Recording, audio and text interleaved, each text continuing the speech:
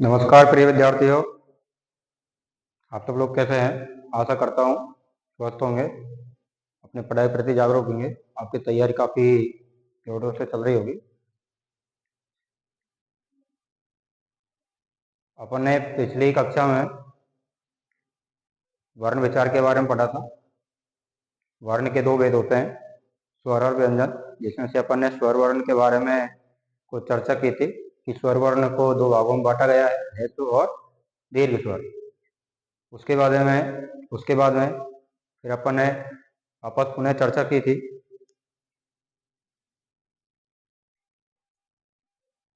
रचना और उत्पत्ति के आधार पर। जो अपन ने पढ़ा था कि दीर्घ स्वर और संयुक्त स्वर, दो चीज अपन ने पढ़ी थी, यानी कि मूल स्वर और संयुक्त स्वर, दो चीजें अपन ने पढ़ी थी। अब अपन इस कक्षा में पढ़ते हैं, इस टॉपिक को आगे बढ़ाते हुए पढ़ देंगे। ओष्ठ के आधार पर, ओष्ठ के आधार पर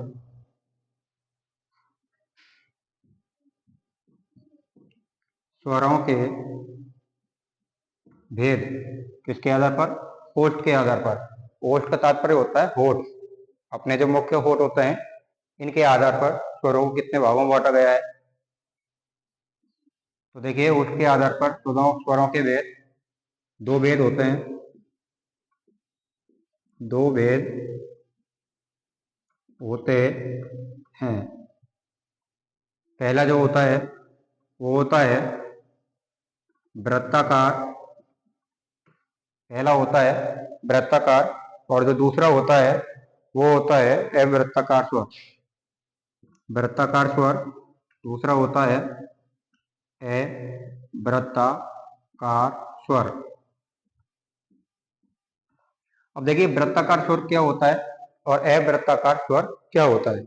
जो वृत्ताकार जो स्वर होता है, तो यानी कि ऐसे भी स्वर होते हैं जिनका उच्चारण करते समय ओष्ठ जो होता है, अपने जो होठ होते हैं, वो गोलाकृति में हो जाते हैं। ऐसे हो जाते हैं, गोलाकृति में हो जाते हैं। तो उन स्वरों को अपन वृत्ताकार स्वर कहते हैं। और जिन स्वरों का उच्चारण करते समय होठ जो कि तो रहते हैं, जिस अवस्था में है वैसे के वैसे अवस्था में रहते हैं, तो उनको अवृत्ताकार स्वर कहते हैं। क्या कहते हैं? उनको अवृत्ताकार स्वर कहते हैं। तो सबसे पहले अपना आता है वृत्ताकार स्वर। वृत्ताकार स्वर जिन वर्णों का या जिन स्वरों का उच्चारण करते समय होठ कैसी अवस्था में होते हैं? वृत्ताकार। वृत्त मतलब गोलाकार अवस्था। तो उन स्वरों को क्या कहते हैं? वृत्ताकार स्वर कहते हैं। ध्यान रखेंगे, जिन स्वरों का उच्चारण करते समय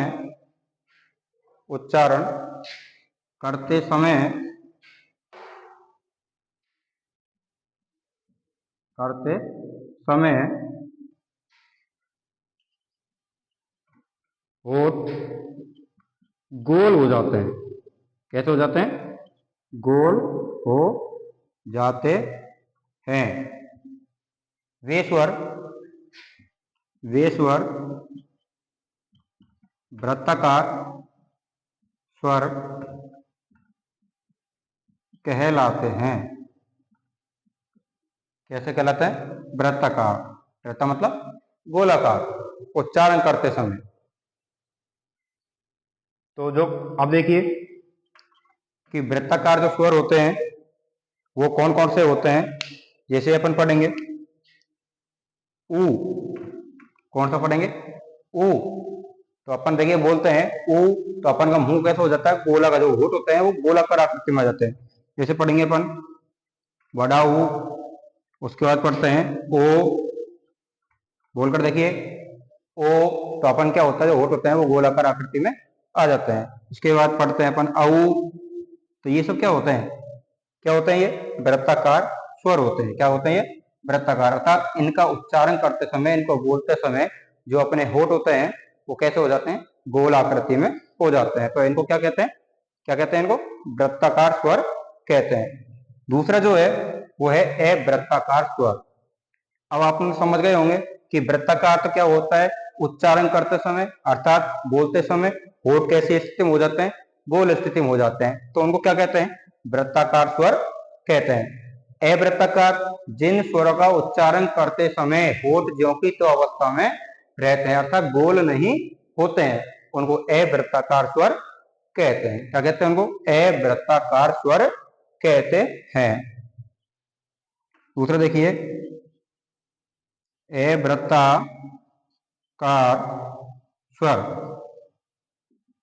अवृत्ताकार स्वर, तो यहां लिखेंगे अपन जिन स्वरों का उच्चारण करते समय, जिन स्वरों का उच्चारण करते समय होठ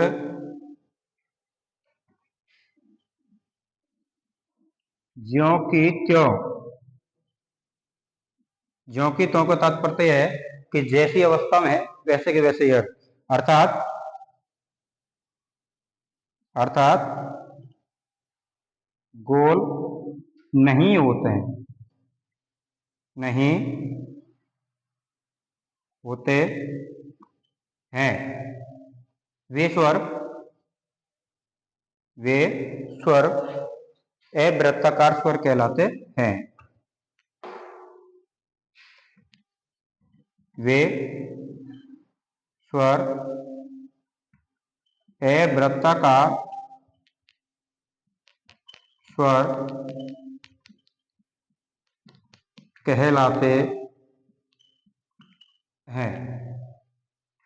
क्या कहलाते हैं, अवृत्ताकार स्वर कहलाते हैं। अब देखिए अवृत्ताकार जो स्वर होते हैं वो कौन कौन से होते हैं, देखिए ए, तो ए में क्या होता है, अपने जो होठ होते हैं, जो ओठ होते हैं अपने, तो वो क्या है, जो कि तो स्थिति में रहते हैं। आ, ई, वडी ई, तो जो कि तो रह गया ए, आई, तो यानी इनका जब हम उच्चारण करते हैं तो हमारे जो होठ होते हैं वो जो कि तो अवस्था में रहते हैं अर्थात उच्चारण करते समय ये गोल नहीं होते हैं, इसलिए इनको अवृत्ताकार स्वर कहते हैं। और जिनका उच्चारण करते समय होठ कैसे हो जाते हैं, गोल आकृति में हो जाते हैं, उनको वृत्ताकार स्वर कहते हैं। देखिए इससे पहले अपन ने पढ़ा था रचना एवं उत्पत्ति के आधार पर, दूसरा पढ़ा अपन होठ के आधार पर। अब जब तीसरा जो अपन पढ़ेंगे वो पढ़ेंगे जिह्वा के आधार पर। किसके आधार पर, जिह्वा के आधार पर, जिह्वा मतलब जीभ के आधार पर। देखिए जीभ के आधार पर जो स्वर होते हैं वो तीन प्रकार के होते हैं। कितने प्रकार के होते हैं, तीन प्रकार के होते हैं। तीन प्रकार के कौन कौन से होते हैं, पहला देखिए अग्र स्वर, दूसरा होता है मध्य स्वर और तीसरा होता है पश्च स्वर। यानी कि जिह्वा के तीन भाग होते हैं, पहला अग्रभाग आगे का भाग, दूसरा मध्य का यानी बीच का भाग, और लास्ट का जो भाग होता है कंठ के पास में जो होता है वो पश्च स्वर, पश्च भाग कहलाता है। तो कितने भाग हो गए, तीन भाग हो गए। तो यानी कि स्वरों को जिह्वा के आधार पर तीन भागों में बांटा गया है।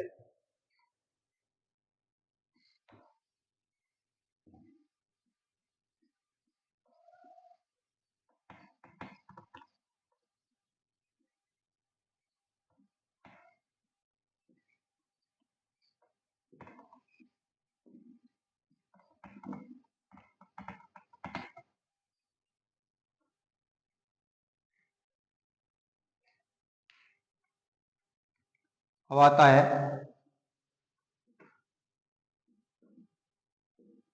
जिह्वा, यानी कि जीभ के आधार पर स्वरों के भेद। जीभ के अर्थात जिह्वा के आधार पर स्वरों के भेद। देखिए कितने भेद होते हैं, जिह्वा के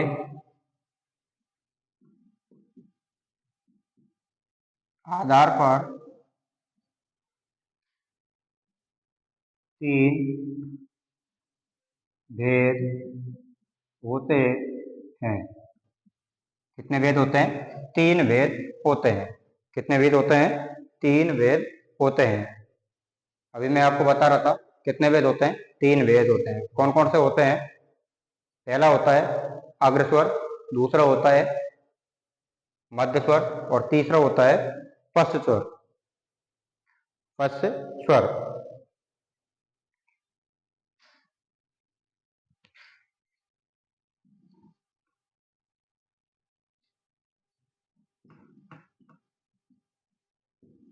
देखिए, ये जीवा हो गई, जीव हो गए।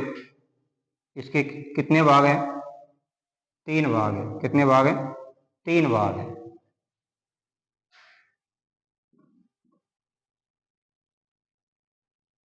अग्रस्वर यानी कि ऐसे भी स्वर जो जीव के अगले भाग से बोले जाते हैं, जिनमें जीव का अगला भाग कार्य करता है। दूसरा होता है मध्य स्वर और तीसरा होता है पश्च स्वर यानी कि जीव का पिछला हिस्सा, जीव का पिछला भाग। देखिए, ये जैसे एक जीव हो गई, तो इसका ये क्या हो गई? जीव हो गई। तो ये देखिए, इसका जो ये पिछला हिस्सा जो होता है, ये वाला, ये कौन सा हिस्सा कहलाता है? पश्च भाग कहलाता है। इसका जो मध्य का होता है, ये वाला, ये मध्य कहलाता है। और इसका जो ये भाग होता है, वो अग्र कहलाता है। क्या कहलाता है? अग्र कहलाता है। तो जिह्वा के आधार पर स्वरों को 3 भागों में बांटा गया है, अग्रस्वर, मध्य स्वर और पश्च स्वर। यानी जीव के अगले हिस्से से, आगे वाले हिस्से से जिन स्वरों का उच्चारण होता है उनको अग्रस्वर बोला जाता है। जीव के मध्य भाग से जिन स्वरों का उच्चारण होता है उनको मध्य स्वर कहते हैं। और जीव के पश्च भाग से जिन स्वरों का उच्चारण होता है उनको पश्च स्वर के नाम से जानते हैं। अब पहले जो पढ़ेंगे अपन, सबसे पहले पढ़ते हैं अग्रस्वर, यानी कि जीव के अगले भाग से कौन कौन से स्वरों का उच्चारण होता है।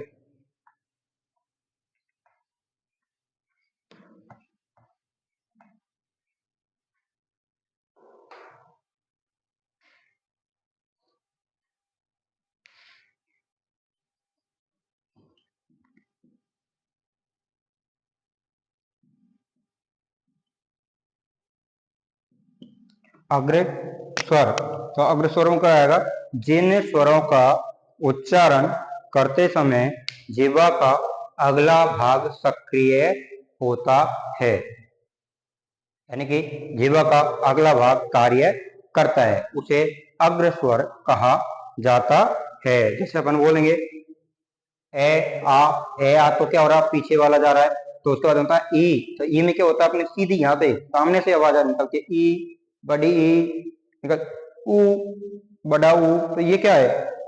ए ए यहाँ से सीधा निकला, आई तो यानी कि सीधा दांतों के पास से, यानी कि जीभ का अगला हिस्सा हमारा क्या होता है? सक्रिय रहता है, यानी कि अगला भाग कार्य करता है।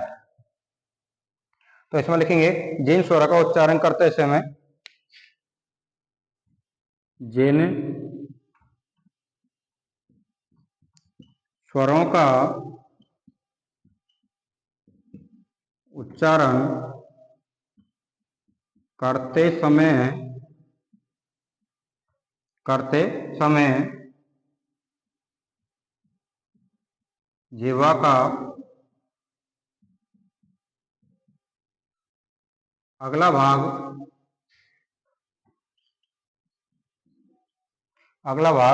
सक्रिय रहता है, सक्रिय रहता है, सक्रिय रहता है। उसे अग्रस्वर कहते हैं।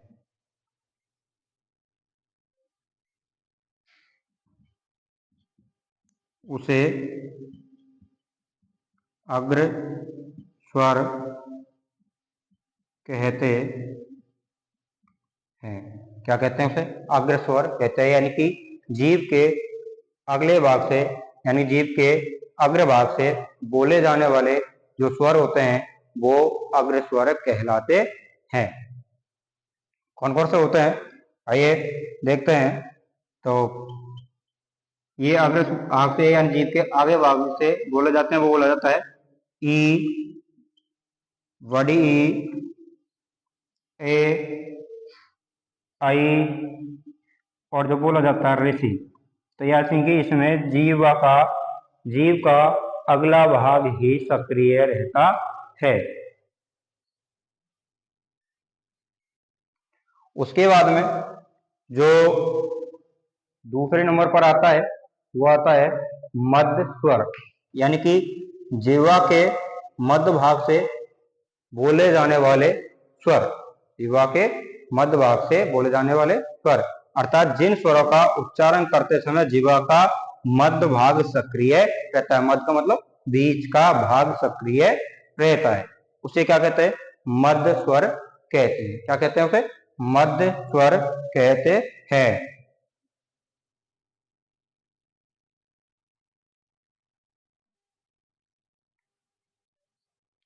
तो यहां लिखेंगे, अब यहां नंबर 2 पर डालेंगे मध्य स्वर। मध्य स्वर तो क्या लिखेंगे इसमें लिखेंगे जिन स्वरों का उच्चारण जिन स्वरों का उच्चारण करते समय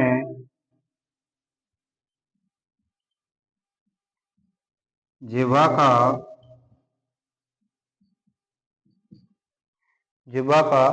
मध्य भाग, जिह्वा का मध्य भाग क्या रहता है? सक्रिय रहता है। जिह्वा का मध्य भाग सक्रिय रहता है, उसे मध्य स्वर कहते हैं। उसे क्या कहते हैं? मध्य स्वर कहते हैं जी। यानी कि कहने का तात्पर्य यह है कि जीवा के, यानी जीव के मध्य भाग से बोले जाने वाले जो स्वर होते हैं वो मध्य स्वर कहलाते हैं। अब देखिए इसमें ऐसा कौन सा स्वर है जो जीवा के मध्य भाग से उच्चारण होता है? तो कौन सा होता है? ए, यानी बीच में से बोल गया। अपन बोलते हैं जैसे आ, तो आ तो क्या हो रहा है? पीछे से आ रहा है। क्या रहा है? पीछे से आ रहा है। आ यानी लंबी ध्वनि निकल रही है, पीछे से आ रही है। अपन बोल रहे हैं ए तो क्या हो रहा है? मध्य भाग काम में आ रहा है। क्या आ रहा है? मध्य भाग कार्य आ रहा है। तो यानी कि ए जो स्वर है एक ऐसा स्वर है जिसमें जिह्वा का मध्य भाग कार्य करता है।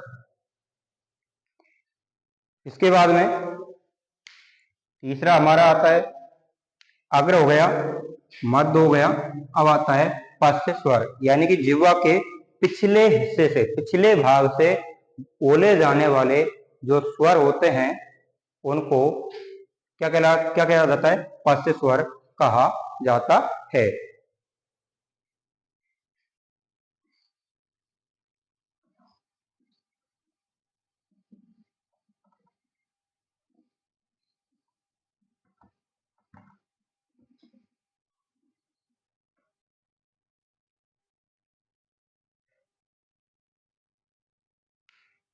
अब आता है नंबर 3 पर आता है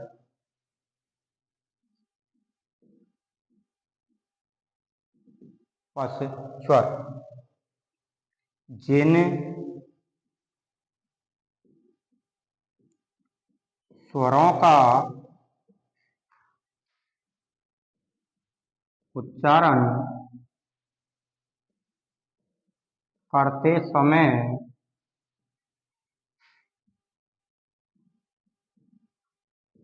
जिह्वा का अंतिम भाग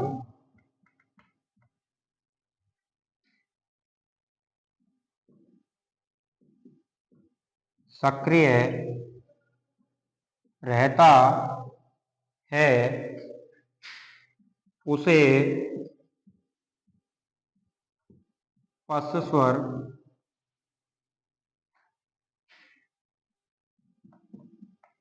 कहते हैं। क्या कहते हैं उसे? पश्च स्वर। जीवा का अंतिम भाग यानी कि जीव का पिछला जो भाग है, सबसे लास्ट वाला जो भाग है, उसके द्वारा बोले जाने वाले जो स्वर होते हैं वो पश्च स्वर कहलाते हैं। अब देखिए इसके अंतर्गत कौन कौन से आते हैं। देखिए इसके अंतर्गत जो आते हैं वो आता है पहला आ। क्या आता है? आ। उसके बाद में कौन सा आता है? उसके बाद में जो आता है वो आता है ऊ। आ, ओ। उसके बाद में क्या आता है? बड़ा ओ। उसके बाद में ओ, औ। क्या आता है? ओ, औ आता है। तो ये क्या होते हैं? ये पश्च स्वर कहलाते हैं, यानी कि इसमें जीवा का अंतिम भाग कार्य करता है, इसलिए इनको पश्च स्वर कहते हैं।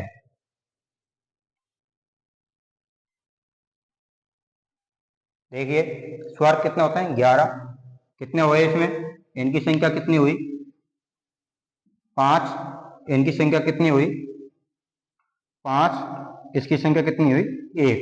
कितने हो गए टोटल? 11। कितने हो गए? 11।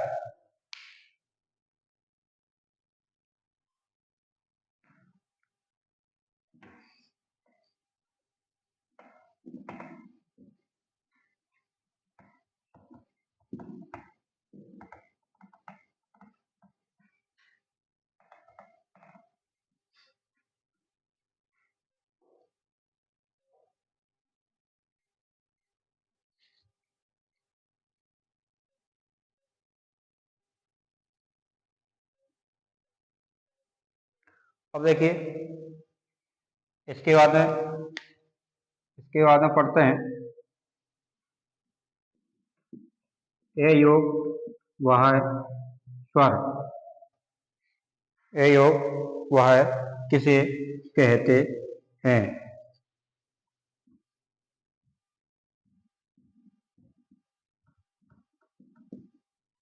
किसे कहते हैं? किसे कहते हैं? ए योग वह है जो स्वर होते हैं उनको यानी कि किसे कहते हैं? तो देखिए ऐसे भी वर्ण जो ना तो स्वर होते हैं और ना ही व्यंजन होते हैं। ऐसे भी वर्ण जो ना तो क्या होते हैं? स्वर होते हैं और ना ही वो व्यंजन होते हैं, उनको अयोगवाह कहा जाता है। क्या कहा जाता है उनको?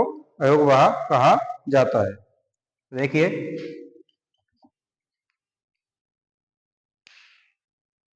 यहाँ लिखेंगे ऐसे वे वर्ण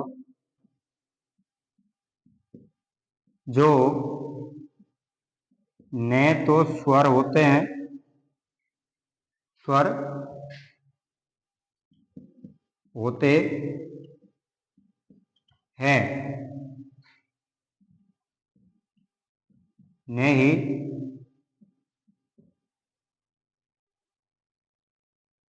नहीं व्यंजन होते हैं। उन स्वरों उन वर्णों को उन वर्णों को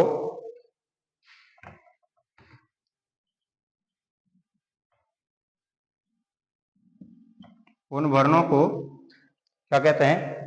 अयोगवाह कहा जाता है।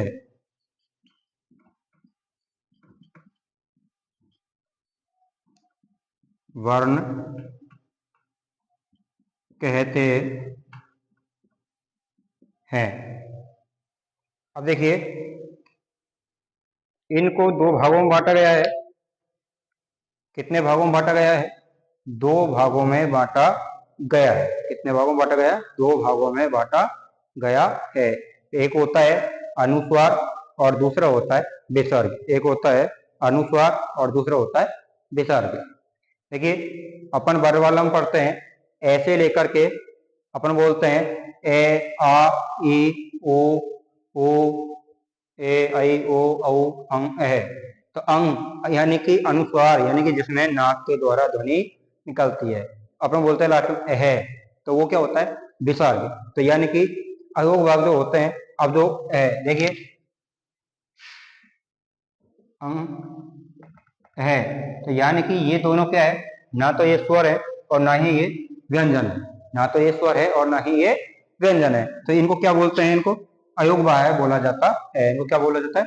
अयोगवाह बोला जाता है। इसको दो भागों में बांटा गया है। कितने भागों में बांटा गया?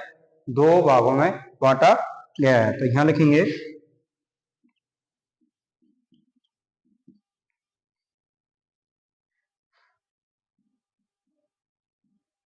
के वेद, अयोगवाह वर्ण के वेद कितने लिखेंगे अपन? दो भेद होते हैं। कितने भेद होते हैं? दो भेद होते हैं। कितने भेद होते हैं? दो भेद होते हैं। कौन कौन से होते हैं? पहला जो होता है, मैं अभी बता रहा था, अनुस्वार। क्या होता है? अनुस्वार। और दूसरा क्या होता है? विसर्ग। दूसरा क्या होता है? विसर्ग होता है। यहां लिखेंगे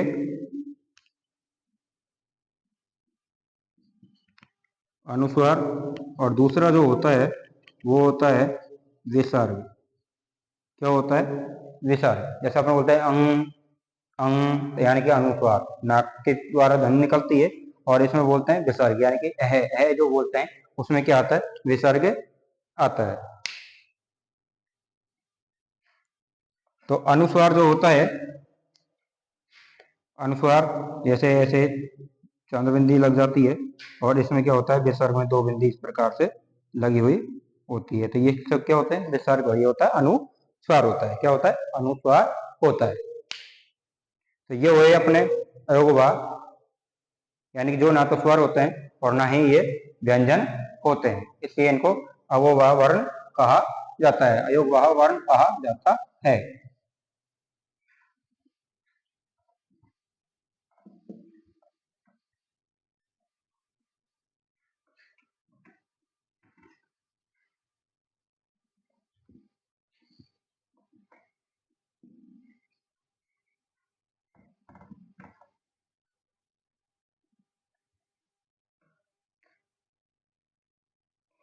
अब देखिए, इसमें अपन सबसे पहले पढ़ते हैं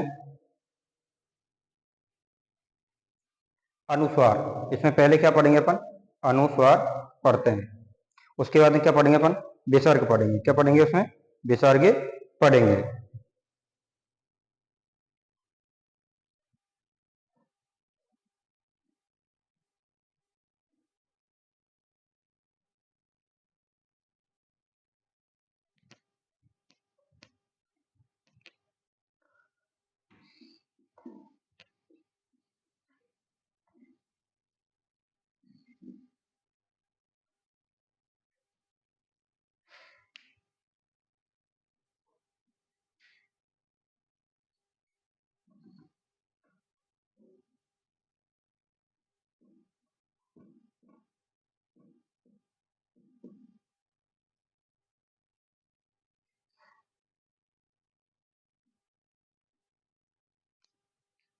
अनुस्वार।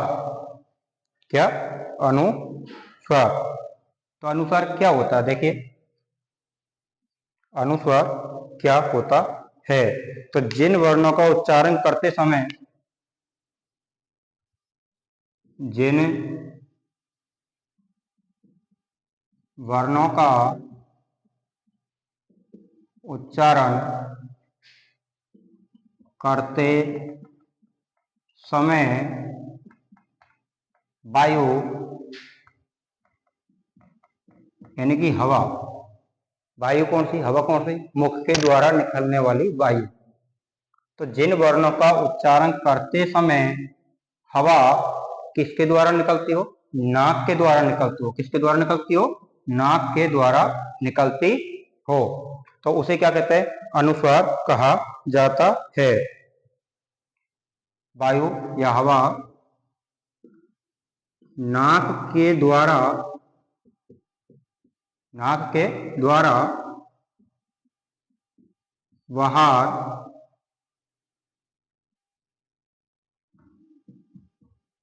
बाहर निकलती है, उसे अनुस्वार कहते हैं। उसे क्या कहते हैं, अनुस्वार कहते हैं। उसके कहते हैं, अनुस्वार कहते हैं। तो अनुस्वार में क्या होता है, पहले ए का स्वर निकलता है। क्या निकलता है, अनुस्वार में पहले ए का स्वर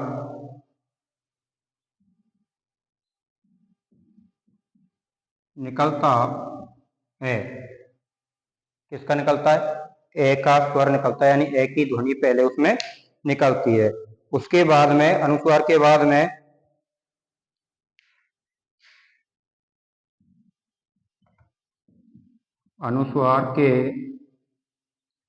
में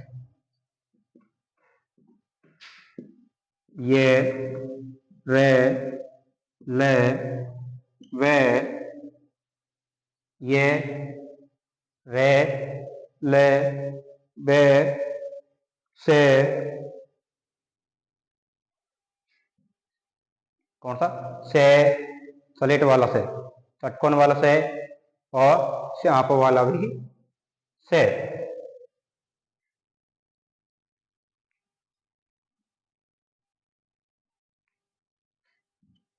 से से से और अंत में आता है, आते हैं। इस बात का ध्यान रखें, अनुस्वार में जब हम उच्चारण करते हैं तो सबसे पहले ए का स्वर निकलता है। किसका निकलता है, ए का स्वर निकलता है। तो जैसे अपन देखते हैं, संयोग, यानी कि से में बिंदी लगी हुई है, तो से का जो उच्चारण होता है, उच्चारण हो रहा है, उसके साथ में क्या निकल रहा है, ए का स्वर निकल रहा है। और जो अंग की जो निकल रही है, जो ध्वनि निकल रही है, वो किसके द्वारा निकल रही है, नाक के द्वारा निकल रही है। संयोग, ये होते हैं अनुस्वार। क्या होता है ये, अनुस्वार, यानी कि जिन वर्णों का उच्चारण करते समय क्या होती है, जो वायु होती है वो किसके द्वारा बाहर निकलती है, नाक के द्वारा बाहर निकलती है, उसे क्या कहते हैं, उसे अनुस्वार कहते हैं। दूसरा जो आता है हमारा, वो आता है विसर्ग। क्या होता है, विसर्ग, क्या होता है, विसर्ग।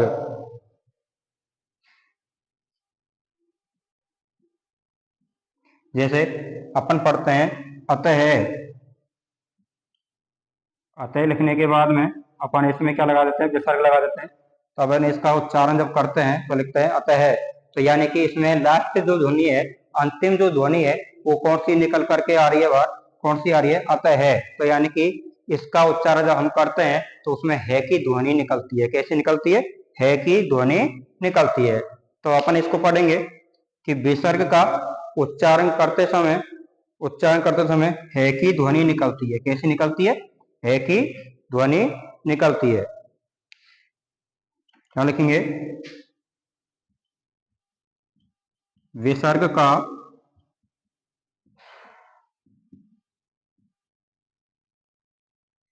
उच्चारण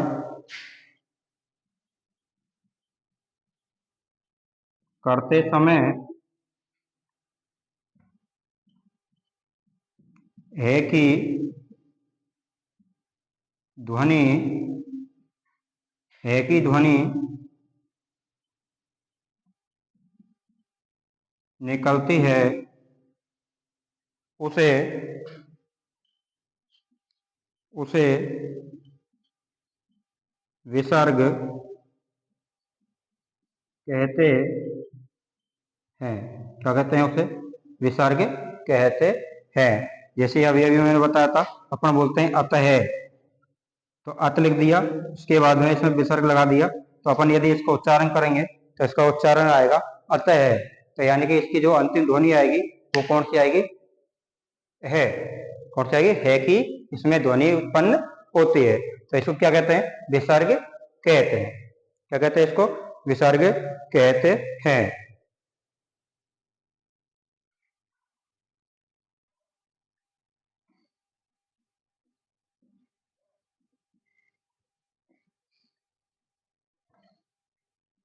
अब आता है स्वरों का उच्चारण स्थान। स्वरों का उच्चारण स्थान यानी कि जो स्वर होते हैं उनका उच्चारण किस किस जगह से होता है। जैसे कंठ से कौन कौन से स्वर का उच्चारण होता है? तालु से, जो अपना ये तालु होता है, उससे किस किस का उच्चारण होता है। उसके बाद में आता है ओष्ठ है, दंत है, दंतोष्ठ है, यानी कि दांतों के द्वारा कौन कौन से उच्चारण होता है।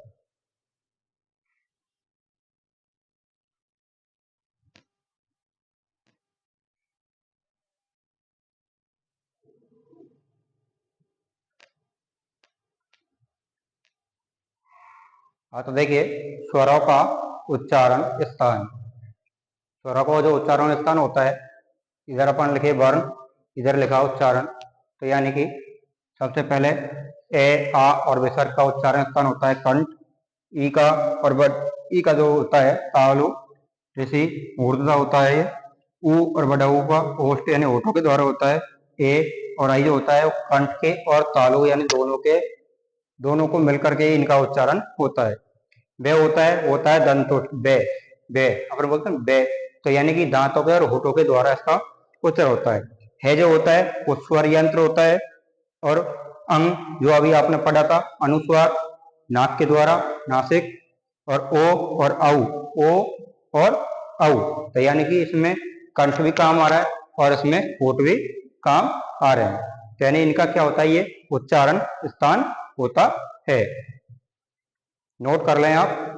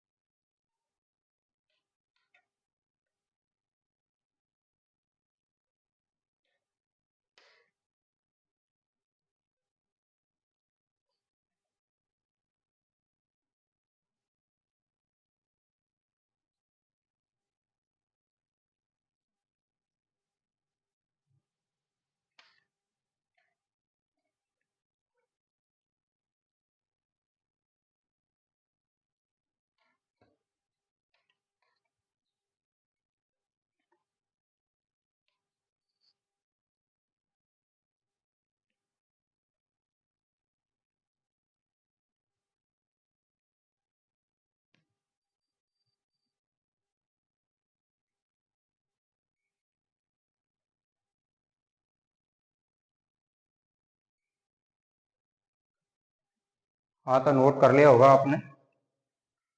अब पढ़ते हैं अपन अगला जो है।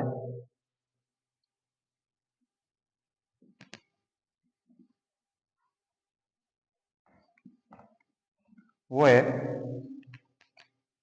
तालु या मुखाकृति के आधार पर स्वरों के भेद।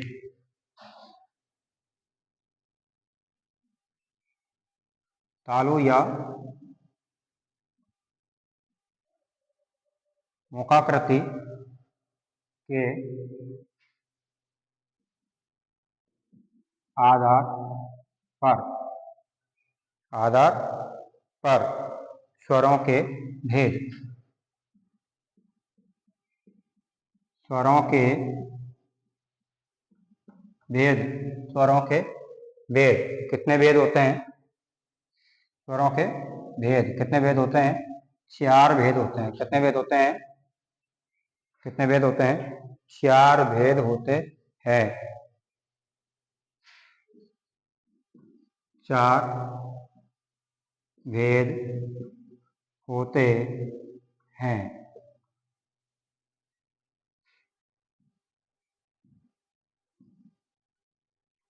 मुखाकृति यानी मुख की आकृति के आधार पर। किसके आधार पर? मुख की आकृति के आधार पर कितने भागों में होते हैं? 4 होते हैं। कितने होते हैं? 4 होते हैं। कितने होते हैं? 4 होते हैं। पहला जो होता है समव्रत स्वर होता है। समव्रत स्वर।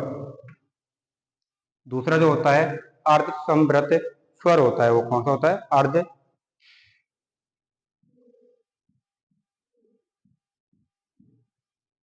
समव्रत स्वर। तीसरा जो होता है वो होता है विवर्त स्वर। कौन सा होता है? विव्रत स्वर। कौन सा होता है? विव्रत स्वर। और चौथा जो होता है वो होता है अर्ध विव्रत स्वर। ये 4 होते हैं समव्रत स्वर, अर्ध समव्रत स्वर, विवर्त स्वर और अर्ध विव्रत स्वर होता है। अब देखिए जो समव्रत स्वर होता है, समव्रत जो स्वर होता है इसका जो अर्थ होता है, बंद होना। क्या होता है? बंद। इसका अर्थ क्या होता है? समव्रत का क्या होता है? बंद होता है। इसका जो अर्थ होता है वो होता है बंद। क्या होता है? बंद होता है। तो देखिए जिन स्वरों का उच्चारण करते समय जीवा का अगला जो भाग होता है अधिक ऊंचाई पर उठता होता है। क्या होता है? अधिक ऊंचाई पर उठता है। जिन स्वरों का उच्चारण करते समय जीवा का अगला भाग अधिक ऊंचाई पर उठता है उसे समव्रत स्वर कहते हैं। दूसरा आता है अर्ध समव्रत स्वर, यानी कि जिन स्वरों का उच्चारण करते समय जिह्वा का अगला भाग समव्रत स्वर से कम ऊंचाई पर उठता है। कम ऊंचाई पर उठता है उसे क्या कहते हैं? अर्ध समव्रत स्वर कहते हैं। आप समझ गए होंगे समव्रत में क्या होता है? जिह्वा का जो अगला भाग होता है अधिक ऊंचाई पर आगे उठता है, अधिक ऊंचाई पर ऊंचा उठ जाता है। इसमें अर्ध यानी आधा, तो यानी कि समव्रत का क्या हो गया? आधा। तो यानी जिह्वा का जो अगला भाग है वो उच्चारण करते समय आधे भाग पर उठता है, तो वो क्या कहलाता है? अर्ध समव्रत स्वर कहलाता है। उसके बाद में जो आता है वो आता है विव्रत, यानी कि जिन स्वर का उच्चारण करते समय मुख संपूर्ण रूप से क्या होता है? खुल जाता है।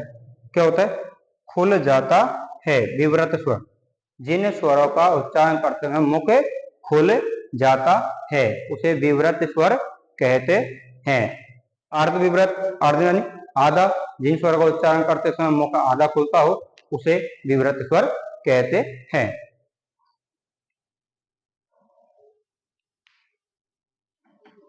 तो पहला लिखते हैं, क्या लिखते हैं? पहला समव्रत स्वर। समव्रत स्वर। देखिए समव्रत जो स्वर होता है उसका जो अर्थ होता है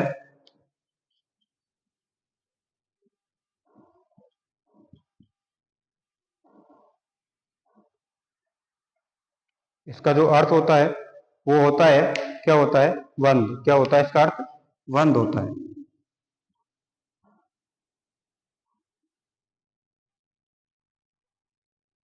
क्या होता है? बंद होता है।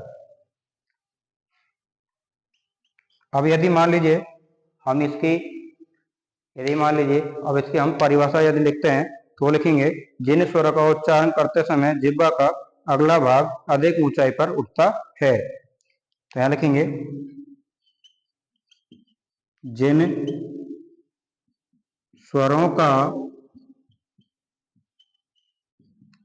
उच्चारण करते समय, करते समय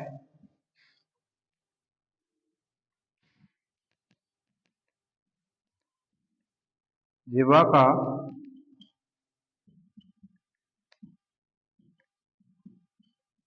अगला भाग, अगला भाग अधिक ऊंचाई पर, अधिक ऊंचाई पर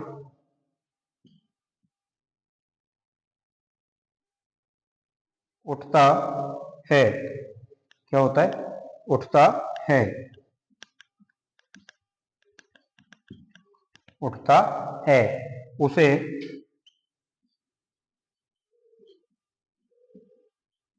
समृद्ध स्वर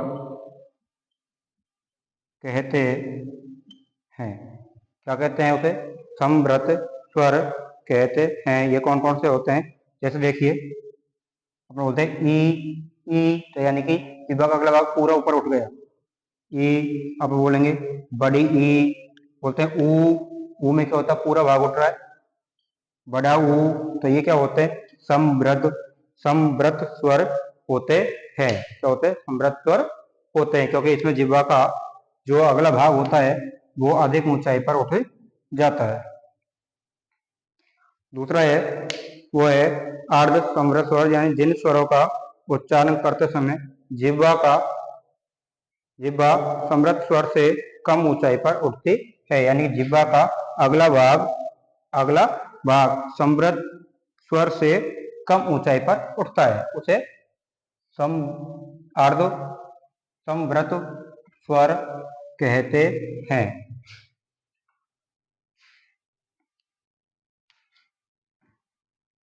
दूसरा पढ़ेंगे,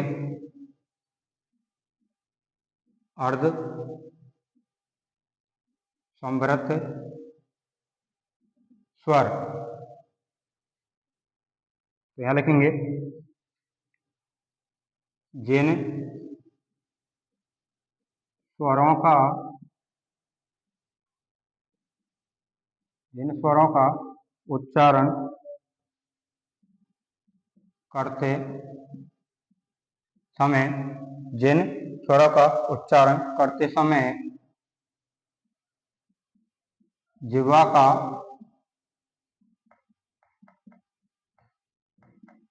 अगला भाग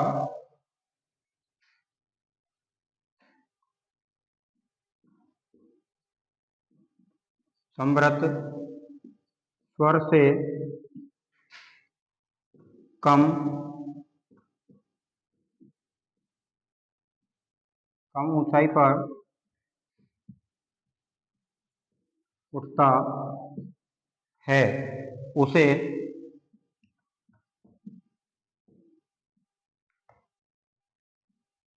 अर्ध समृद्ध स्वर कहते हैं। क्या कहते हैं उसे? अर्ध समृद्ध स्वर कहते हैं। यानी कि जिह्वा का अगला भाग तो उठता है, लेकिन क्या उठता है? कम उठता है। तो ये होते हैं, कौन कौन से होते हैं? देखिए, ए, और क्या होता है? ए, ये अपना बोलते हैं ना, ए यानी कि ए द्वारा, और क्या होता है? ओ। क्या होता है? ओ। ये क्या होता है? अर्ध समृद्ध स्वर होते हैं। अब तीसरा होता है विवर्त स्वर, विव्रत स्वर।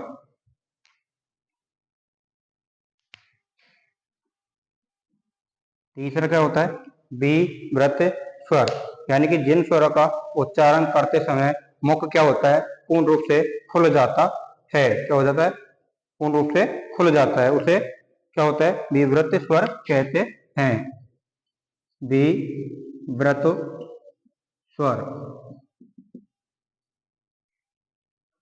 क्या लिखेंगे, जिन स्वरों का उच्चारण करते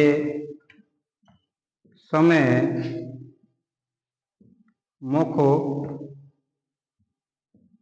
खुल जाता है, उसे क्या कहते हैं, उसे विवृत स्वर कहते हैं। क्या कहते हैं उसे, विवृत स्वर कहते हैं।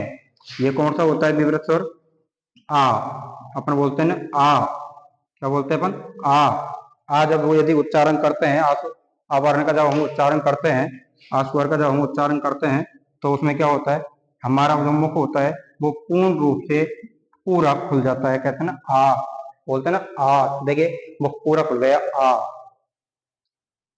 अब जो चौथा जो होता है वो होता है आर्ध विवृत स्वर, आर्ध विवृत स्वर। अब आप समझ गए होंगे, जब विवृत स्वर में मुख क्या होता है, पूरा खुल जाता है, मुख पूरा खुल जाता है, तब तो वो स्वर क्या होता है, विवृत स्वर कहा जाता है। और जिन स्वरों का उच्चारण करते समय मुख क्या होता है, आधा खुलता है, क्या होता है, आधा खुलता है, उसे अर्ध विवृत स्वर कहते हैं। तो इसमें अपन लिखेंगे कि जिन स्वरों का उच्चारण करते समय क्या होता है, मुख विवृत स्वर से कम खुलता हो, क्या होता हो, कम खुलता हो। क्या लिखेंगे, जिन स्वरों का उच्चारण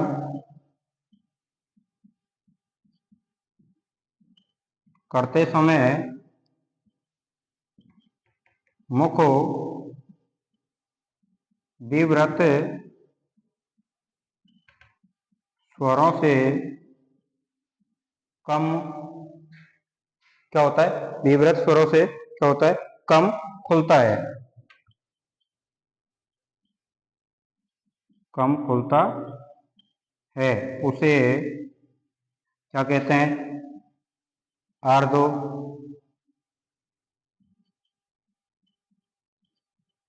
विवृत स्वर कहते हैं। क्या कहते हैं, फिर अर्ध विवृत स्वर कहते हैं, यानी कि ऐसे विवरण जिनका उच्चारण करते हैं मुख आधा खुला होता है, आधा खुलता है, उसे विवृत स्वर कहते हैं। जैसे ए, औ, ए, जैसे आई आधा खुला, औ, है ना, और क्या ए में भी क्या होता है, आधा ही खुलता है, क्या होता है, आधा खुलता है। तो ये क्या होते हैं, अर्ध विवृत स्वर होते हैं। तो देखिए प्रिय विद्यार्थियों, आज अपन ने वर्ण विचार में स्वर वर्ण को आज कंप्लीट किया। अगली कक्षा में हम व्यंजन वर्ण के बारे में विस्तार से चर्चा करेंगे। यदि किसी विद्यार्थी को समझने में यदि कोई परेशानी हो तो मुझे कमेंट कर सकता है और अपना कमेंट में प्रश्न लिख सकता है। मैं आपका आंसर देने की फुल कोशिश करूंगा, और जितने से जितना हो सकता है मेरे चैनल को सब्सक्राइब करें, लाइक करें और कमेंट करें, शेयर करें। धन्यवाद।